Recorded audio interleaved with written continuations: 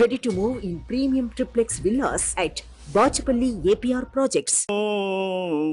వందే ముకుంద ప్రియం వందే భక్త జనాశ్రయం చ వరదం వందే శివం శంకరం గజాననం భూతగణాధిసేవితం కపిత్త ఫలచారు భక్షణం ఉమాసుతం శోక వినాశకరం నమామి విఘ్నేశ్వర పాద పంకజం. శృతి స్మృతి పురాణానాం ఆలయం కరుణాలయం నమామి భగవత్పాద శంకరం లోకశంకరం. సదాశివ సమారంభాం శంకరాచార్య మధ్యమాం అస్మదాచార్య పర్యంతం వందే గురు పరంపరాం. వాగర్థావివ సంపృక్తౌ వాగర్థ ప్రతిపత్తయే జగతః పితరౌ వందే పార్వతీ పరమేశ్వరౌ. కరీంనగర్ పట్టణంలో విశేషమైనటువంటి ప్రఖ్యాతిగాంచినటువంటి సుమన్ టీవీ వారి నిర్వహణలో శివ మహోత్సవం అనే కార్యక్రమం ఇప్పుడిప్పుడే ప్రారంభించబడ్డది. మహాకవి విచ్చేసి ఉన్నారు ఇప్పటికే. అదేవిధంగా దక్షిణ కాశీ ధర్మపురి క్షేత్రం వేద పండితులంతా కూడా మరి ఈ మహాశివరాత్రి రోజున మననాన్ త్రాయతీతి మంత్ర అని చెప్పేసి వేద మంత్రోచ్చారణతో ఆ శివలింగానికి అభిషేక కార్యక్రమాన్ని చేయబోతూ ఉన్నారు. అయితే ఈరోజు ఇక్కడ మన ఎస్ఆర్ఆర్ గ్రౌండ్స్లో నిర్వహిస్తున్నటువంటి ఈ విశేషమైనటువంటి కార్యక్రమం ఎంతోమంది దాతల యొక్క సహకారంతో నిర్వహిస్తూ ఉన్నారు. మరి శివరాత్రి యొక్క ప్రాధాన్యత ఉదయం నుండి టీవీలలో చూస్తూ ఉన్నారు. అయితే అలంకార ప్రియో విష్ణు అభిషేక ప్రియ శంభు నమస్కార ప్రియో భాస్కర.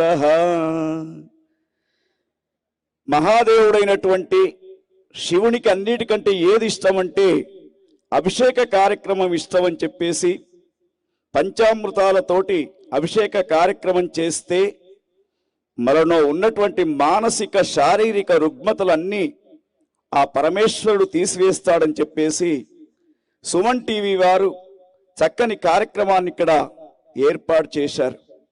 అయితే మరి శివుని యొక్క శివతత్వం కానివ్వండి, శివుని యొక్క గొప్పతనం కానివ్వండి తెలుసుకుంటే మనకు ప్రతి మాసంలో ఒక శివరాత్రి వస్తూ ఉంటుంది.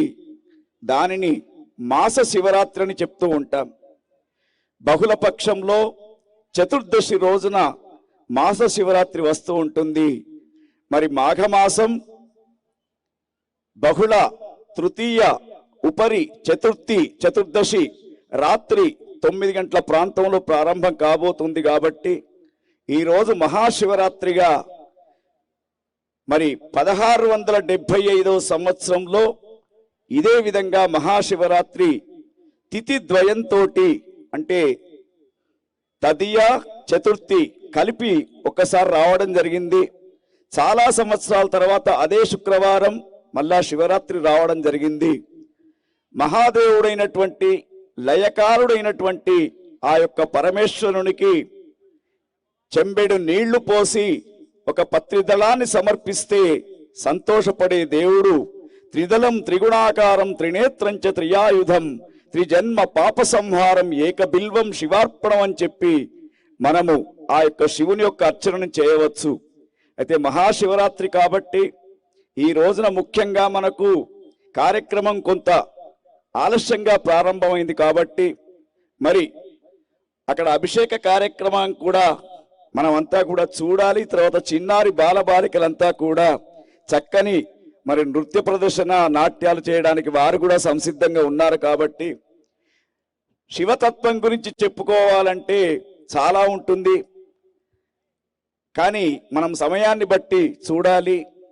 మహాదేవుడైనటువంటి ఆ శివుడు బ్రహ్మ విష్ణు ఇద్దరు కూడా నేను బ్రహ్మము నేను బ్రహ్మము అని చెప్పేసి ఒకరికొకరు పోట్లాడుకొని అస్త్రాలు సంధించుకునే సమయంలో మరి ఇదే రోజు బహుళ చతుర్దశి, మాఘ బహుళ చతుర్దశి అర్ధరాత్రి 12 గంటలకు ఒక జ్యోతిర్లింగ స్వరూపంగా ఆవిర్భవించాడు ఆ యొక్క మహాదేవుడు. ఆవిర్భవించిన తర్వాత మనం శివరాత్రి అనగానే జాగరణ ఉపవాసం అని అనుకుంటున్నాం, కానీ చాలా విశిష్టత ఉంది. హాలాహలం బయలుదేరినటువంటి రోజు, పరమేశ్వరుడు హాలాహలాన్ని స్వీకరించినటువంటి రోజు మరి ఈ రోజే అని చెప్పబడుతూ ఉంది. తర్వాత జ్యోతిర్లింగ స్వరూపంతో ఆవిర్భవించినటువంటి ఆ స్వామి ఈ బ్రహ్మ విష్ణువుకి ఇద్దరికి కూడా ఒక పోటీ పెడుతూ ఎవరు ఆది తర్వాత 2 భాగాలను, పై భాగాన్ని కింది భాగాన్ని ఎవరైతే ముందు తాకి వస్తారో వాళ్ళే బ్రహ్మం అని చెప్పిన తర్వాత హంసవాహనారూఢుడైనటువంటి హంసవాహనం పైన బ్రహ్మ పైకి వెళ్ళి దాన్ని తాకడానికి ప్రయత్నం చేస్తాడు శివలింగాన్ని. కింద వరాహ స్వరూపంతో విష్ణు భగవానుడు వెళ్ళి కొద్ది దూరం వెళ్ళిన తర్వాత ఇక నాకు అందదు దొరకదనుకొని పైకి వచ్చేసి నేను ఆ శివుని యొక్క ఆది భాగం చూడలే అని చెప్పేసి చెప్తాడు. కానీ పైన బ్రహ్మ వెళ్తూ వెళ్తూ ఉంటే ఒక కేతకీ పుష్పము కిందికి జారుతూ ఉంటుంది, ఒక ఆవు కూడా కిందికి వస్తూ ఉంటుంది. వారిద్దరితోటి అబద్ధ సాక్ష్యం చెప్పించాలని చెప్పేసి బ్రహ్మ అనుకుంటాడు. కిందికి రాగానే పరమశివుడు అడుగుతూ ఉంటాడు. జ్యోతిర్లింగ స్వరూపం ఉన్నటువంటి స్వామి సాకార నిరాకార రూపంలో కనబడుతూ ఉంటాడు మనకు. మరి ఆ లింగ స్వరూపం అనేది మనకిక్కడ నిరాకార స్వరూపం, సాకార స్వరూపంతో స్వామి కనబడుతూ ఉంటాడు. మరి ఆ స్వామి బ్రహ్మను అడుగుతాడు, నా పైభాగాన్ని నువ్వు వెళ్ళావా అంటే సాక్ష్యాలున్నాయి 2 అని చెప్తాడు. ఒకటి కేతకీ పుష్పం, మొగిలి పువ్వు, రెండవది ఆవు. ఆ రెండింటిని కూడా అడిగితే కేతకీ పుష్పం అవును పై భాగానికి వెళ్ళి వచ్చాడని చెప్పి అబద్ధ సాక్ష్యం. గోమాత కూడా ముందు తలభాగం వెళ్ళినట్టు తల ఊపుతుంది, కానీ వెనుకకున్నటువంటి తోక ఏదైతే ఉందో అది కాదు అన్నట్టు చూపిస్తూ ఉంటుంది. అప్పుడు వెంటనే ఆ బ్రహ్మను పంచశిరస్సులతో ఉన్నటువంటి బ్రహ్మ యొక్క ఒక శిరస్సును తీసేయడం, తర్వాత బ్రహ్మకు ఒక శాపం కూడా పెట్టడం జరుగుతూ ఉంటుంది. నీకు కలియుగంలో నీ దేవాలయం కానీ నీ అర్చన కానీ ఎక్కడ కూడా జరగదు. అప్పుడు బ్రహ్మ బాధపడుతూ ఉంటే కొన్ని ఉత్సవాలు మాత్రం నీ పేరు మీదే నడుస్తూ ఉంటాయి, దాన్నే బ్రహ్మోత్సవం అని చెప్పేసి చెప్తూ ఉంటాం. మరి తిరుమలలో కానివ్వండి, మిగతా ఏ దేవాలయంలో కానివ్వండి, బ్రహ్మోత్సవం అనే కార్యక్రమాలు బ్రహ్మ పేరు మీద ప్రారంభం చేస్తారు. మరి ఆ విష్ణు భగవానుడు స్థితికారకుడా, సృష్టి స్థితి లయకారులుగా ముగ్గురు పాలన చేస్తూ అదే రోజు మరి దుష్టులను సంవరించడానికి శివుని దగ్గర విష్ణుమూర్తి సుదర్శన చక్రాన్ని తీసుకున్నట్టు మనకు మహాశివ పురాణంలో ఒక కథ కూడా ఉంది. తర్వాత ఆ చక్రాన్ని తీసుకున్న తర్వాత వెంటనే అతడు శివ సహస్రనామ స్తోత్రాన్ని కూడా ఇదే రోజు చేసినట్టు మనకు పురాణ గ్రంథాలు తెలుపుతూ ఉన్నాయి. అట్టి జ్యోతిర్లింగ స్వరూపుడుగా ఆవిర్భవించినటువంటి ఆ స్వామికి అందుకే అభిషేక ప్రియుడు శివుడైతే అలంకార ప్రియుడు విష్ణువు, నమస్కార ప్రియుడు సూర్యుడు. కాబట్టి ఆ పరమశివునికి పంచామృతాలతోటి వేద మంత్రోచ్చారణతోటి అభిషేక కార్యక్రమం జరుగుతూ ఉంటుంది. అది కాగానే చక్కని సాంస్కృతిక కార్యక్రమాలు వేదిక పైన ఉంటాయి. మరి శివతత్వాన్ని అర్థం చేసుకుంటే ఒక కుటుంబం ఏ విధంగా ఉండాలో, ఉమ్మడి కుటుంబ వ్యవస్థ ఏ విధంగా ఉండాలో శివ కుటుంబం చెప్పుతూ ఉంటుంది. శత్రు జంతువులను ఒకే దిక్కు ఉంచుకుంటూ కూడా సామరస్యత పాటిస్తూ ఉంటాడు ఆ యొక్క పరమేశ్వరుని యొక్క కుటుంబం. అటువంటి కుటుంబం ద్వారా మనం సుమన్ టీవీ నిర్వహిస్తున్నటువంటి ఈ యొక్క కార్యక్రమంలో అందరం కలిసిమెలిసి ఉండడం, ప్రాంతం కానివ్వండి, రాష్ట్రం కానివ్వండి, దేశం కానివ్వండి సుభిక్షంగా ఉండాలని చెప్పేసి, మరొకటి ఏమిటంటే ఈ శోభకృతనామ సంవత్సరం తర్వాత వస్తున్నది క్రోధినామ సంవత్సరం కాబట్టి, మరి ఈ శోభకృతనామ సంవత్సరంలో వచ్చినటువంటి శివరాత్రి ప్రతివారు పార్థివలింగ పూజ చేసుకోవాలి. కలియుగంలో పార్థివలింగ పూజ చాలా విశేషమైనది కాబట్టి రాత్రి 12 గంటల దాకా మెలకువతో ఉంటూ ఆ స్వామికి ఇష్టమైనటువంటి మారేడు దళాన్ని ఏకబిల్వం శివార్పణం అని చెప్పేసి పెట్టేసిన తర్వాత మరి అనారోగ్యంతో ఉన్నటువంటి వారు అక్కడికి ఆ యొక్క దీక్ష విరమణ చేయవచ్చు.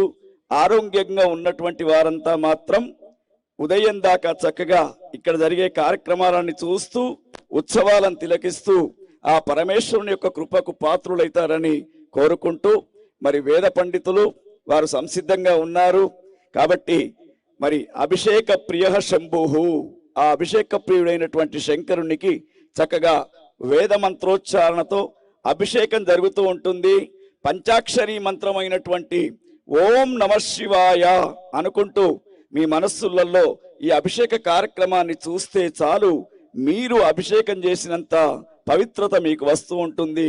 మరి ఓం నమ శివాయ షడక్షరి మంత్రం, ఆ షడక్షరి మంత్రంతో పంచాక్షరి మంత్రంతో శివ సాయుధ్య సిద్ధి పొందవచ్చని చెప్పేసి మనకు పురాణ గ్రంథాలు తెలుపుతూ ఉన్నాయి.